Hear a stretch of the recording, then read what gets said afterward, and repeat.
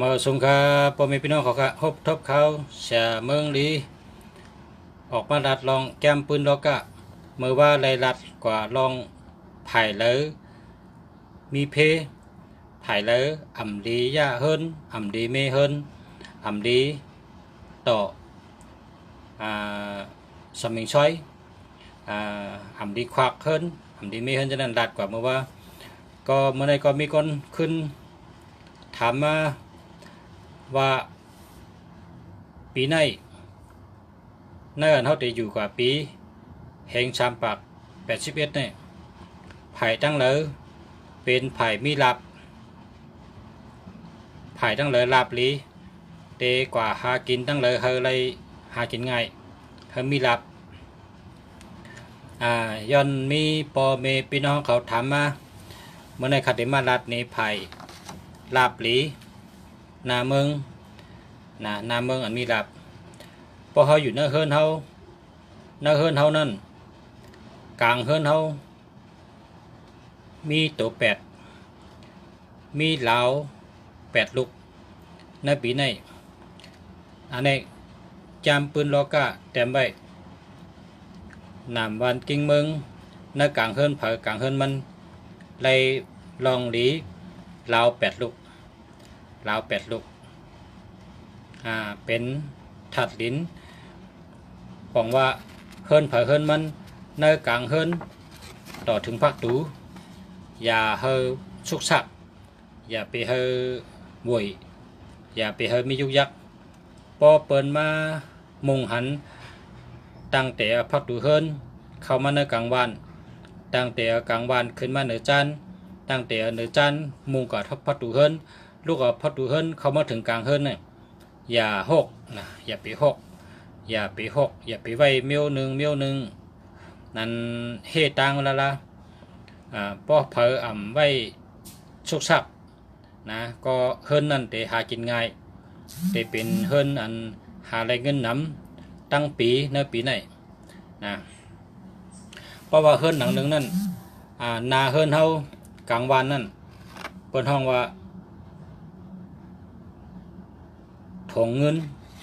นะพัดตูแวงเข้ามานาเฮิรนเฮานั่นมีกลางวันที่เขาตักข้าวเปลือกตักเน่งตักข้าวเปลือกนั่นกลางวันเท่านั้นนาเฮิรนเฮาบ่กลางวันโลปัดโลเพียวให้มันหมดเฉยตาเสกลางวันพอกลางวันเอาขึ้นมาเหนือจานพอเหนือจานเอาเข้าพักตูพอพักตูก็เข้าเฮิรนต่อถึงฮอดกลางเฮิรนให้มีลองหมดเฉย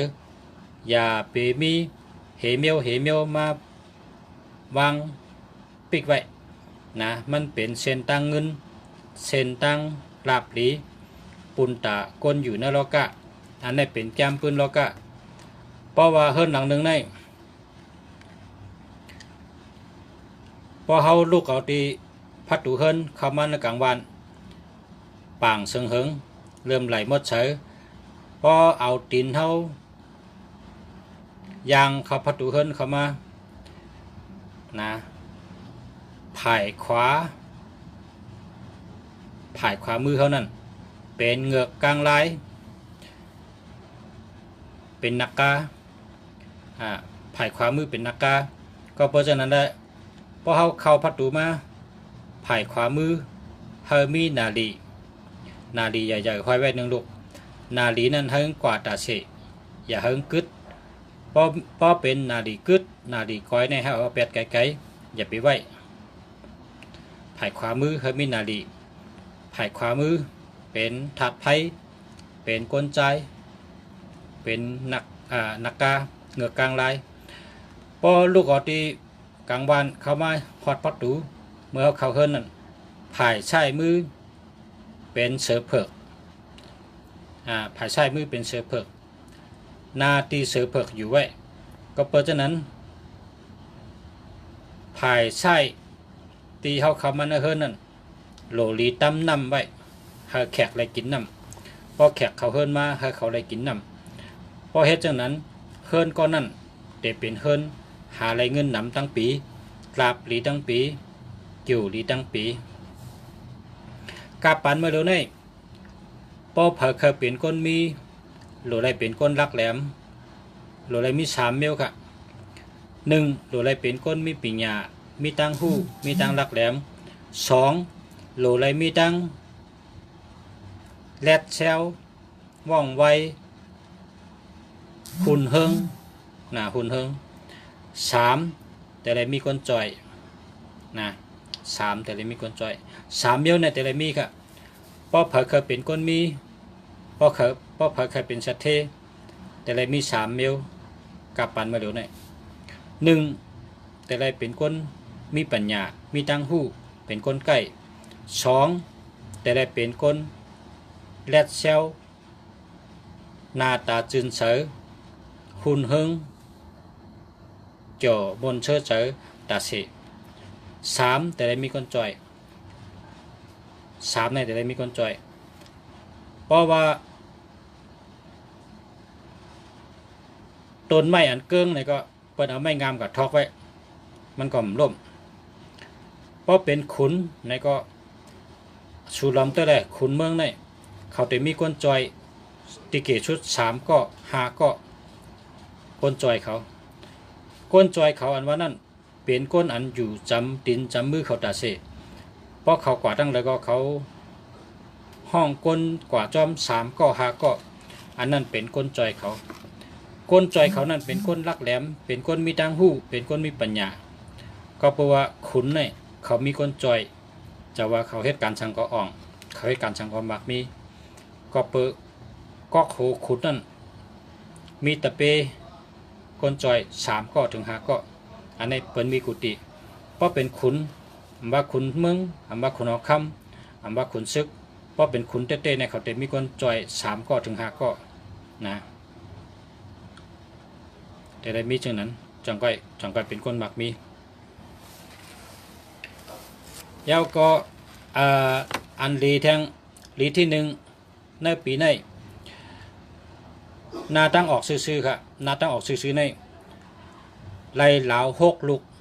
เป็นลาวทัดคำก็เพราะฉะนั้นเฮิรนผู้ใดเฮิรนวายก็ตั้งออกก็บอกว่าลาบหลีเตะๆค่ะในปีนี้ลาบหลีเตะๆการเงินดีการงานดีอยู่ดีกินหวานกล้าแมดไขมันอันดีที่2ตั้งห้องไล่ลาว2ลูกอันนี้ก็เป็นทัดไม่ก็ปองว่าเพลเลอนาเฮิรนไหวกับตั้งห้องถูกหลีไว้ปับลิกน้ำพอเปิดเขาเฮิรนมาให้เลยหันเข่งปับลิกลิกในเป็นทัดไม่ครับก็เพราะฉะนั้นแหละผู้เลอเผลอเฮิรนไหวกับตั้งห้องให้เฮ็ดเข่งปับลิกไว้เฮ็ดเข่งแคมเฮ็ดดูแคมซื้อปับลิกเข้าไปเตจอยให้เจ้าเฮิรนนั่นกล้าเมียดขายมันเหตุการณ์ขึ้นใหญ่เหมือสูงชื่ออะไรขายเมียดก้าวขายมันกำดีตั้งปีไรเงินดีตั้งปีข้อที่3เสียงห้องวันออกเสียงห้องวันออกเพราะว่านาเฮิรนเผอไวกว่าเสียงห้องวันออกไล่เหลา3ลูกไล่แห้งถัดไผ่เก่าอันเพราะว่าผู้เหลือเฮิรนไหวกว่าสิ่งห้องวันออกโลมีพลาตองเอาพลาตองตำไว้ฉู1ตีอันกึ่งอับแคมแดบสังถูกยาวก็เอาหมอกหอมเสือไว้ตำไว้นำกัด1ก๊อกหมอกหอมหมอกเต้ๆเนี่ยหมอกไม้หอมหมอกหังก็ได้หมอกเตตาวาหมอกข้าวแตกหมอกอันหางดีได้มีไอหอมยาวก็น้ำกอก1เฮ็ดลองมดใส่ดูไว้และกย1ก๊อกหมักจอก8ลูกเพราะฉะนั้นคนอันเฮิรนไวกว่าเสียงห้องมันออกก็อยู่ดีกินหวานเหตุการณ์ขึ้นใหญ่เหมือสูงการเงินดีการงานดีตั้งหักดีอยู่ดีกินหวานกล้าแมดไขมันปอกลนาเฮิรนไหวตั้งห้องซื่อๆเพราะเป็นสาวแต่เลยโผ ป้อเป็นเมาแต่ได้เมป้อเป็นเมห้างแต่ได้โพแทงป้อเป็นเมใหม่แต่ได้โพแทงนาเฮิรนอันไหวตั้งห้องแต่มีตั้งหักมาเหมยเข้ามาเป็นตั้งหักอันดีเป็นตั้งหักอันเหมยเป็นตั้งหักอันยุ่มใจกันเลยเป็นก้นดีเป็นก้นเจอดีมีตั้งหุก็เป็นรองดีค่ะอันนี้ค่ะอันดีมี4 อันค่ะนะอันดีมี4 อัน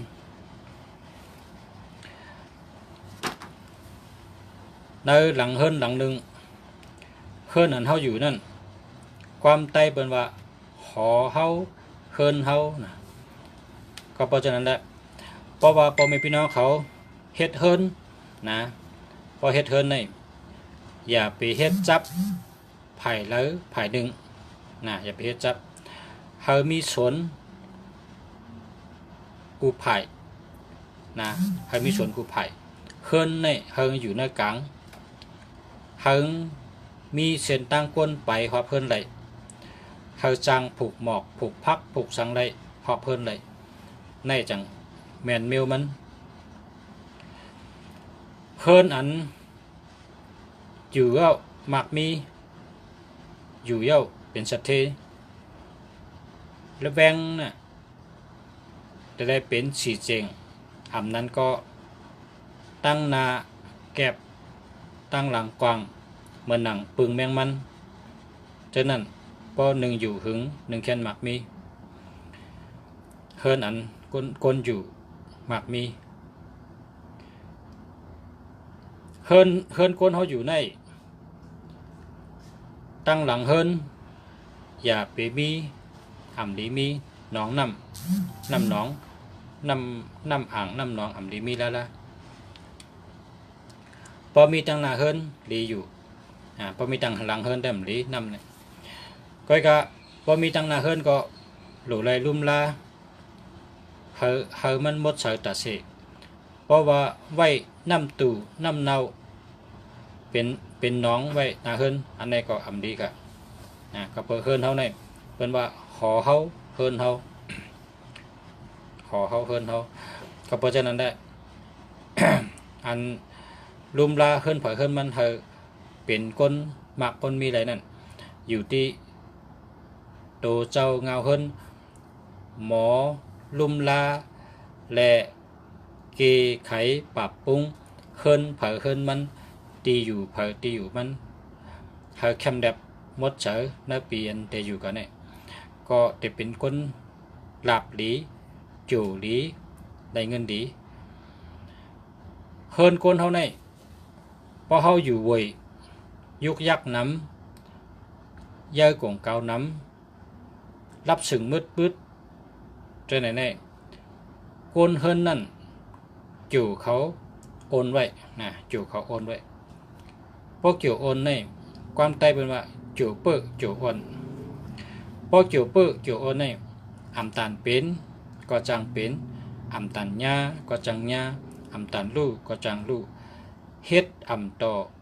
ก็อำมันสั่งตันยันขึ้นเฮ็ดทางก็อำไล่หนังอกหนังใจวนนะมันออกไหลวนออกไหลโกนเฮาเนี่ยพอวนอำออกก็ตัดเฮ็ดมันเจนจ้าเลยมังก็ในวนได้หลายๆเพราะอำเฮ็ดในก็มีพรดีสังนังเก่าเพราะว่าวนได้ในก็โลเฮ็ด ผิดก็ย่าถูกก็ย่าเพราะเฮาเฮ็ดมันได้เป็นการโดดทบเฮาได้เฮ็ดให้เฮาจ้าเลยเก่าแข็นเลยเก่าแรดเลยเก่ากัดเลยเก่าโตตอนเลยเก่าขึ้นมาก้อยหน้าเฮาโหลมีตีวนพอเฮามีห้องพลาในก็ห้องพลาเฮานั่นเฮาไหวพลาพอไหวพลาเจ้านั่งสมาธิเมื่อเฮานั่งสมาธินั่นน่ะเจอนิ่มมีสติปัญญาปอมาเหมือนนั่นเป็นว่าเฮาวนได้พอเฮาวนได้อันดีๆเมียวดีๆเนี่ยก็เฮาพอเฮาวนได้เฮาเฮ็ดเฮา จังเป็นสัตว์ที่ไรเหมือนกันอันเตเป็นก้นมักก้นมีเนี่ยอำใจว่าอ่ำว่นนะเขาว่นเอาให้ขึ้นทัดสางพอทัดสางว่าแลบเตะจ้าแลบเตะอะไรกินเนี่ยเขาก็เฮ็ดโดดทบด้วยเพราะเขาเฮ็ดโดดทบด้วยเพราะเขาซุ่มเขาซ้ำขึ้นบ่นกอบสังไรซุ่มเขาซ้ำขึ้นบ่นขึ้นทัดสางเพราะเขาเฮ็ดอ่ำไรขายเฮ็ดสังแรมไรขายมันแมนเปิ้นห้ามันดีเต้ห้าเฮ็ดสังไรเปิ้นดูจังไหนเขาก็ขึ้นบ่นนี่ขึ้นทัดสางเอาขึ้นเฮ็ดแทงคนเฮ็ดกันบางมีเขาก็บ่นคำว่าการชังแต่ได้บ่นก่อนเพราะบ่นใดเฮ็ดพอเฮ็ด อันที่เขาเฮ็ดออกมานั่นอันที่ปันจูนั่นมันได้เป็นการโตทบมือเขาได้อ่องห้ามองได้จ้าห้ามจ้ามันอยู่ที่การโตทบเขาก็กะอ่องก็เย้าอ่ำอ่องก็เย้าอย่าไปเจอตกเขาเฮ็ดติ๊กมันเหมือนหนังก้นพึกไปมันหนังลูกอ่อนพึกไปลูกอ่อนนั้นพึกไปตั้งนั่นเพราะเขาพึกไปตั้งเนี่ยหล่อนอันพึกไปตั้งเนี่ยเขาก็ล่มพอล่มมาเขาขึ้นลุกขึ้นไปแทงพอไปแทงขึ้นร่มแทงขึ้นลุกแทงขึ้นไปแทงต่อถึงหึงว่าเขาเป็นก้นไปตั้งแลดเหมือนหนังสุเจ้าขาเนี่ยกว่าไรแลนได้นะเมื่อเขาขับพึกไปก็ล่มลุกกูก็เหมือนกันนะคนเหตุการณ์สังก็เยาลองล่มลองลุกลองพิษเนี่ยมีกูก็ ก็กะเขาอย่าไปใจตกเขาอย่าไปย่อมกันเขามีตั้งมันเจอเขามีตั้งคัดเจอสืบเฮ็ดติ๊กไปเฮ็ดติ๊กการนั้นเขาใครเฮ็ดลองนั้นเขาตั้งหลูเขามีนั่นตียังอ่านเขานั่นมันก็ไรมันก็เต็มทนมันก็เป็นมานะ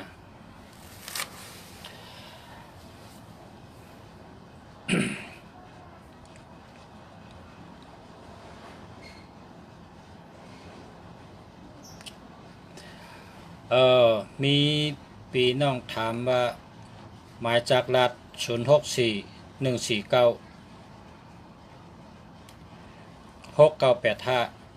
0994892961อันนี้ดีครับ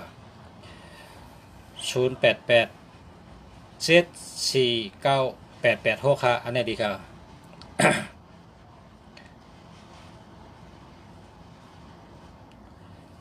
0613466892อันนี้มันดีครับเอาแปดเลย13ในเป็นใจ13ในเป็นคนมีลาบป้อมมีลาบก็ตกปอกถี่ตกหอยหาเงินก็ได้น้ำเฮาเป็นคนเฮาโหลหักข้าวยามมันป่นมานั่นป่นกว่าจะเอาขึ้นได้ก้อยกะข้าวยามตั้งนานเนี่ยตั้งแต่มือเหลียวเนี่ยมือพุกกว่าตั้งนานเนี่ยเขาหลุดหมอหักข้าวยามพอเขาหักข้าวยามก็เขาติดเป็นคนมีเงินมีคำพอเขาหมอหักข้าวยามปล่อยป่นกันหลายๆก็ข้าวยามก็ป่นกว่ามันไรหังไหวเฮมิว0950288936อันนี้มี02ค่ะ02นี่มันดีค่ะ0944597775นั่นในอะไรค่ะดีค่ะ0623366894อันนี้ดีค่ะ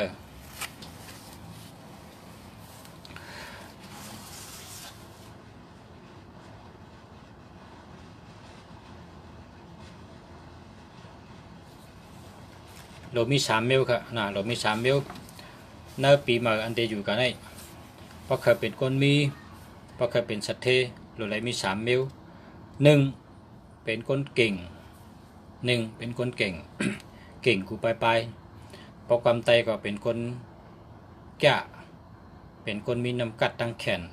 เป็นคนมีตั้งหู้เป็นคนมีปัญญาเป็นคนใกล้เป็นคนเด็ดเป็นคนคัดเจอ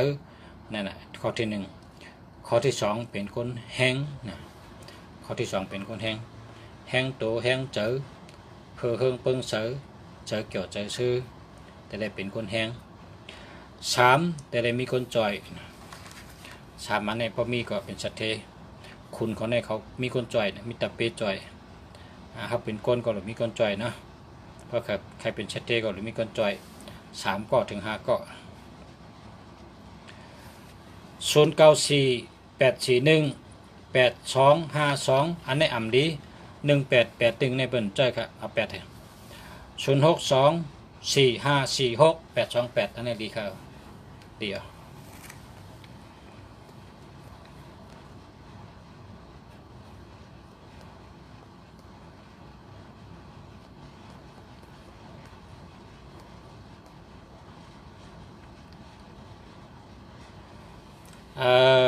ข้าวยำเมื่อเรื่องนี้เป็นข้าวยำพองสร้างจันลุงเสียเตเอาลองมือปานพระเป็นเจ้ามาลัดในสู่เจ้าเมียวหนึ่งเป็นรองดีเมื่อปานพระเป็นเจ้ามีเมืองก้นเมื่อปานก่อนเมื่อก่อนเมื่อพระเป็นเจ้าตึกมีนะเมืองก้นเนี่ยเมื่อพระเป็นเจ้าไปเอานิกปานเนี่ยมีเจ้าสั่งอ่อนป้าเนื้อว่าเจ้าสั่งอ่อนป้านั้นชื่อว่าเจ้าสาลีปุกตลามันเจ้าในกวาดตุ้งซ้อมในเมืองกวาดตุ้งซ้อมในเมืองก็ในสาราเปต่างทำตักว่าเจ้าสั่งในติดตายวะมึงนั่นเจ้าสั่งติดตายกูปอกในเปต่างในเขาตักมันก็ในมันก็ว่าตายที่5เนี่ยตายที่มันก็ยินจนนั้นมันก็ปอกเมื่อก่อนติจองพอมือติจองก็มือย้อนข้างเจ้าชาขัดย้อนมือเจอเฮิรนก่อนแต่มือเจอปอเมก่อนชาตักเขาว่าเนี่ยหึงนั่นขาดติดตายมันเจ้าก็ว่ามือเจอเฮิรนเจอปอเจอเมอะไรอยู่พอมันมือจอมตังเนี่ยมือเข้าเหลือนหาเนี่ยชะมือตังมือเฮิรนเจ้าในเป็นเถินเป็นร้อยเป็นเถินเป็นคือพอมือหดในเถินในชะมือหันนำในแหงเป็นตึงเนี่ยพอตึงใหญ่ก็มีน้ำพอตึงเด็กก็ป่าทำจอกปุกจอกปักป่าในเตียนตายแล้วป่าในน้ำหนักถ้าเตียนตายวะ พอนำแมงขัดเป็นตึงเจ้าสั่งอ่อนก็ว่าป่าเจ้าในเขาติดตายวะนายนำขัดไปแล้วเขาติดตายในขันเจอเนื้อในเหล็ดไม้ในเจ้าสั่งอ่อนก็เอาสั่งก้านกับช้อนเอาป่านั่นเอากับปล่อยเนื้อนำเกอันใหญ่ๆนั่นเอาสั่งก้านกับช้อนเอาปลาให้เอากับถอกเนื้อนำเกอันใหญ่นั่นกับลาดว่าปลาสูเขาเอาสูมาปล่อยที่น้ำใหญ่ก็เนี่ยสูก็อยู่เกี่ยวละสุดรอดตายเขาจะสั่งได้รอดตายเขาติดตายวะเขาจำติดตายเอาเนี่ยก็แค่สูเป็นปลาได้ตายสูรอดตั้งตายเอาหน้าว่าจะไหนกับลาดต่อปลาวะคำไหนฮะมือกับเฮิรนพอมือเฮิรนจะสั่งไม้หาจะสั่งมาเจอปมเมเขากวาดตุ้งซ้อมเนื้อเมืองชาเขาตักว่าเขาติดตายวะได้ปมเมก็ว่าตายก็ตายเจ้าคนในเกิดมาตายกูก็คำพองตายมือเท่าคำพองตายมือหนุ่มวันเผยวันมันพอถึงมาตายกูก็รถเผยว่าจะไหนปองเมงก็เฮ็ดเขาเฮ็ดพักเหชุ่งซ้อมเองก็ลาดปมเมงก็ว่าชุ่งซ้อมชุ่งเข้ากันไปเอาก็แค่นอนก็เฮิรนก็นอนผมแค่นอนก็มือก็จ้องขึ้นมือไหวพระเฮปัดจ้องเฮปุดบอกมอน้ำเฮตั้งลีที่ก้นเขาลองตายเนี่ยอย่าไปเจอลูกมันตายได้กูก็คำพองตายเท่าคำพองตายหนุ่มมันมีกูก็วันอย่าไปกูลองตายเนี่ยพอแมงก็รัดจังมันปอกมาขึ้นก็มันกลัวมันก็ปอกมาขึ้นจอง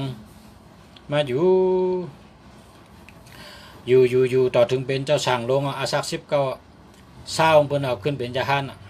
เพิ่นก็ขึ้นเป็นยาฮันเพิ่นก็ว่าในว่าเพิ่นว่าเจ้าติดตายแล้วตายปอกละฉลาดตักว่าเขาติดตายเขาตายปอกการในเพิ่นก็ว่าฉลาดในตักมานะ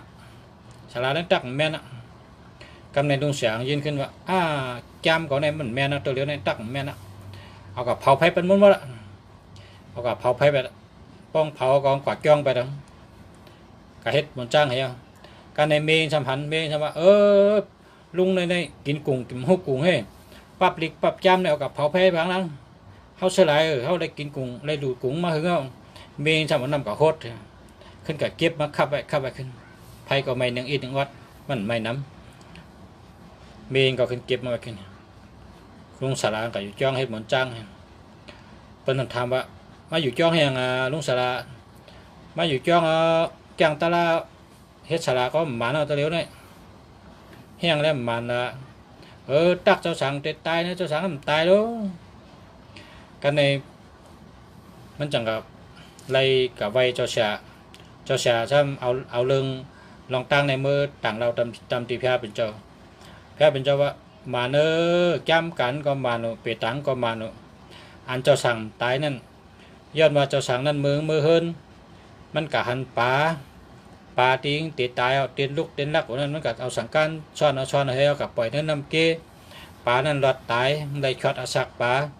ได้มีกุสูเจ้าก็มันหนังชัดแต่ว่าช็อตอาศักเจ้าเฮแลอาศักเจ้ายาวมันปนข้อพระเจ้าว่ามาโนเปตังก็มาโนจำก็มาโนมันประชุมจุมก็กาถามได้เจ้านั่นแหละเนี่ยเจ้านั่นเจ้าสารีปุกตลาดเพื่อกระถามได้เมื่อเป็นเจ้าช่างเมื่อเจ้าเมื่อเฮิรนในจงเจ้าเลยปล่อยปลาเลยปล่อยเข้าหันปลาติดตายว่าแดดไม่นะเข้าเดินทางเนี่ยแหละแดดไม่เนี่ยเขาสังการเขาช้อนเหี้ยเขากับปล่อยเนื้อน้ำเกลียวเนื้อเจ้าเลยปล่อยปลาตีห้าเลยปล่อยเขาก็รัดปลาว่าปลาได้สุดรอดตายเขาเจ้าสังได้มันรอดตายเนี่ยเขาติดตายเขาวันไหนแต่เขาก็มันตายต่อถึงเมื่อนั่นต่อถึงเมื่อเร็วเขาเป็นมันจ้างเขามันตายก่อนหน้าเนี่ยเป็นก็ว่าอาจูเจ้าเลยปล่อยปลานั่นแหละจังว่าก้นเขาตัวเร็วเนี่ยพอเผลมีเงินพอเผลเป็นได้เนี่ยก็ชื่อปลาปล่อยนะปลาเป็นเดเฮ็ดกินแล้วนั่นปลาเต้นจอกปุกหัวนักกัดเนื้อชานั่นพอสุกัญญาเนี่ยชื่อกับปล่อยเนื้อน้ำชื่อปล่อย1 ตัว 2 ตัว 3 ตัว 5 ตัว 7 ตัว 9 ตัวกำเขามีเงินพอเงินนำก็ซื้อหลายตัวพอเงินเก๋ก็ซื้อตัว 2 ตัวช็อตอาศักเขานะผู้สูงดีในเขาตั้งปีมาเนี่ยโดยให้ตั้งดีใกล้ใบพลาแล้วก็นั่งสมาธิแล้วก็หยาดน้ำเพเมตตาเพกุสูกวนให้ตั้งดีกวนแล้วก็ซื้อปล่อยนกปล่อยปลานะในเขาตั้งปีมาสร้างจันทร์นี่กะกูก็ได้อยู่ดีกินวันก็เย็นช่ำฉะอายุยืนยาวเหตุการณ์งานก็ขึ้นอย่างมาสูงมักมีเงินคำกันกูกวนค่ะเมื่อไกลก็มีพี่น้องถามมาตัวอีกคำก่อน099-484-5004นะ0นำนะครับ0มีตัวเร็วแค่ไหน094-485-4947นั่นดีครับ098-782-4636อันนั้นดีเต๊ะๆครับ062-4546-828นั่นดีก็ดีเต๊ะๆครับ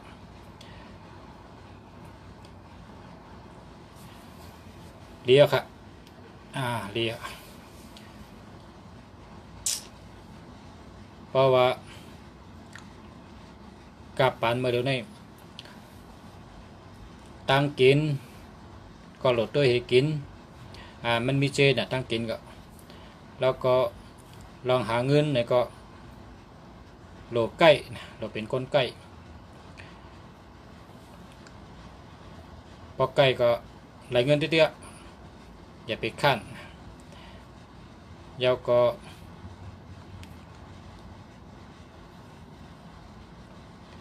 มีสติ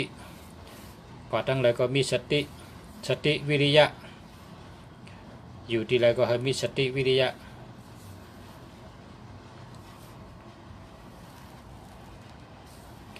มาสุงคาพอเขามีสติวิริยะเขากว่าตั้งเลยก็เขาหลอดเพ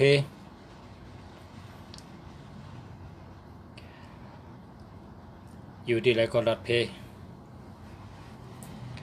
088-749-8865อันนี้แคมป์ค่ะ094-4885-4974นี่เรียค่ะดีค่ะดีกุมเบลค่ะ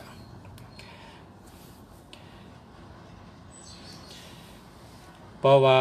มาจากรัฐเลี้ยวเนี่ยก็อย่าไปเปียดอย่าไปเปียดอย่าไปเป็นอย่าไปเลี้ยเสิร์นั่นเสิร์มา30 ปีก็ยาว20 ปีก็ยาวใช่กว่าต้นอย่าไปย่ามันเพราะว่าเลี้ยวเนี่ยก็ใช่อันเดียวก็แล้วใช่อันเดียวก็แล้วเพราะเขามีเงินก็โหลดซื้อปลาตัวมีเงินมันตัวมีเงินนั้นมีอยู่28 จ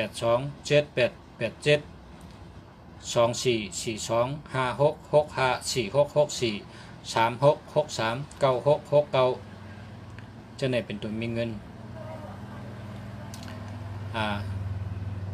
ว่าใครมีสติปัญญาลีในก็4554นะ4554 5995 1551 1441จะไหนมีสติปัญญาเพราะว่าเขาเก็บเงินอยู่เงินในหาอะไรจะเก็บอยู่เพราะอะไรมากกลุ่มจ่ายเป็ดกุ้ยเพราะว่าจากนั้นก็โหลดชื่อ1661นะมาจ่ายเขามีไว้ในหมายจากลาเท่านั้น16อันนั้นก็61ก็ได้16ก็ได้อันนี้เก็บเงินอยู่นะอันนี้093 048 6247นะอันนั้นมันดีกะมันดีอุษาแสนงาม088 749 8865อันนี้ดีครับเดียวครับ065 6828 286อันนี้ก็ดีครับดีเต๊ะๆครับมีเงินนำครับ28ได้มีเงินนำอะไรก็อะไรนำมีก็มีนำ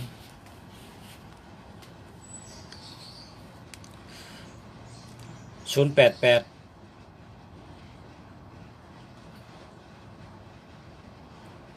552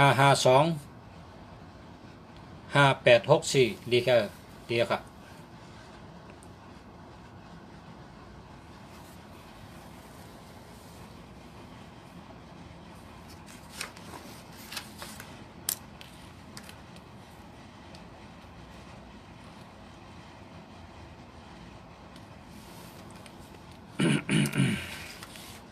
เมื่อในมาดัดลองอันดีงนะเฮิรนเมื่อว่าดัดลองอันให้เมื่อได้ดัดลองดีงก็เขาย้ำไม่กำมองไปก็ได้ก็แล้วก็คบกันเถอะนะพอมีพี่น้องเขาก็ลือเฮือใจเมื่อในก็เรียนนำตั้งบ้านเนาะมาเมืองไทยข้าวยามสร้างจันเพิ่นก็ไว้เจอเกี่ยวซื้อไว้เจอกัดเย็นนะไว้ใจเมตตาตระหมอไว้เจอหมอทิ้งเจอนะอย่าไปพิษกันอย่าไปมอกันอย่าไปห้องให้อย่าไปเจอรับต่อซะข้าวยำสั่งจานในหรืออะไรเยื่อนกันให้มันป่นหรือดีงามป้องปกดเท่าเขาว่าในพอพิษกันพ้องย้ำสร้างจานในแต่พิษตั้งปีก็เพราะฉะนั้นได้อย่าไปพิษกันอย่าไปมอกันให้ไว้เจอเกี่ยวซื้อไว้เจอกัดเย็นนะไว้เจอดีเจองาม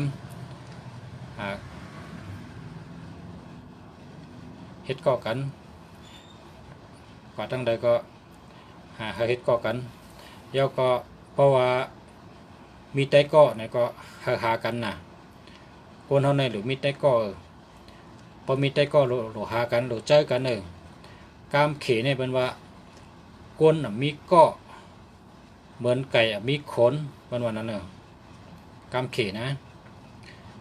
ความเขเนี่ยเป็นว่าก้นมีไต้ก็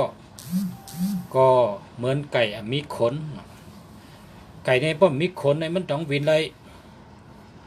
มันวินได้เพราะว่าขนปีกมันโหงหมดไก่ก็ป้อมีขนมันก็วินได้นะก้นก็ป้อมีไต้ก็มันก็ดีไต้ก็ในหนึ่งนำหนึ่งดีเปิ้นน้ำเปิ้นหลีเฮาน้ำเฮาหลีนะมาน้ำมาเป้หมูน้ำหมูเป้หมาเป็นวันน่ะน้ำเป้ไผ่น้ำไผ่เป้น้ำหรือมีไต้ก้อนน้ำกามฮอลูกข้อหลานก็พอเป็นมากันต้อในเฮาข้อว่าเฮามีลูกเต็มวานเฮามีหลานเต็มเมืองเฮาเจอใหญ่เคอหลงนะเฮามีลูกเต็มวานมีหลานเต็มเมือง เจออย่าคือหลงวันนั้นเนาะเฮามีลูกเต็มบ้านมีหลานเต็มเมืองเจออย่าคือหลงนาอันเปิ้นเอากล้วยกะหลูนั่นก้ามไม้บอกว่าจังนั้นว่านั้นเปิ้นเอากล้วยกะหลูในกล้วยในลูกนำนะโลลูกบ่ขับลงกว่านั้นเปิ้นว่าอาทิตย์ปีว่าเฮามีลูกนำมันนั่นเอากล้วยกะหลูกันนั่นแล้วก็ป่องว่าหากินง่ายกล้วยในหากินง่ายอันที่เปิ้นเอาอ้อยกะหลูนั่นช่ำว่าหวานเนี่ยว่าหวานต่อหวานอ้อยในน่ะบ่เกี่ยวกินใน1เกี่ยว1วันนำมีเนื้ออ้อยอันเปิ้นเอาหมักเก่งกะหลูกันนั่นช่ำว่าเฮาตาเนี่ยนำมันหมักเก่งเนี่ยว่านะเฮาตาเนี่ยนำมันหมักเก่งคนในบ่ตานำก็ป่องว่ามีแต่ก็นำนะหูนำตานำมันหมักเก่งเนี่ยว่านั่นที่เปิ้นกล่าวหมักเก่งดูกันนั่นมันมีติป่องมันพอหลูกล้วยได้มีลูกล้างน้ำหากินง่ายพอหลูอ้อยจำว่าเจียมหวานนะหลูอ้อยหลูน้ำผึ้งจะไหนเจียมหวานเพราะกับหลูหมักเก่งจำว่ามีแสนหูแสนตาเนี่ยว่ามีหูน้ำตาน้ำนั่นกะหมักเก่งในตามีเป็นทางว่าแสนตาเนี่ยว่าตามีแสนอันว่ะนะจงนับด้วยเพราะกับหมักเก่งมาลูกจงนับด้วยจงมีแสนตาตางนำหน่อเป็นหมังกระก้นกูปอกเขาห่อปันลูกหลานเขานั่น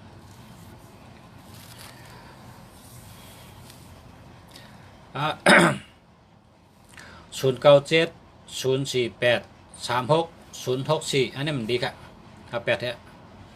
0808020950อันนั้นมันดีเอา8แท้เพิ่นเอา0เอาตัวเดียวก็ใน0นำน่ะ0634283682อันนี้ดีอันนี้ดีแต่ๆนั่นแหละ0947808218อันนี้มันดีเอา8แท้0885525864อันนี้ดีค่ะ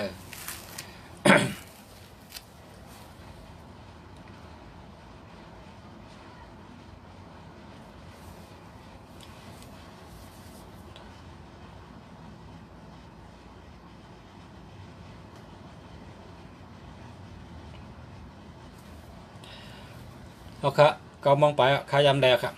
น้าหมดชุงครับพ่อแม่พี่น้องเขาลือเฮอกันกู้ก็กู้ก้นใครเลยพบกันกันในก่อนมันพบกันพบกันทั้งครับ อันในใจถามมาในก็0920600405อันนี้มันดีค่ะเอา8เห็นนะมันดีค่ะมันมีเงินค่ะจังไหนเนี่ยป้าตัวมีเงิน ข้ามาชุมครับมาพกมาฮือกับเขาบนทั้งนั้นเนาะวันในมาชุมกู้ก็กู้ก้นครับถ้ามาชุมครับ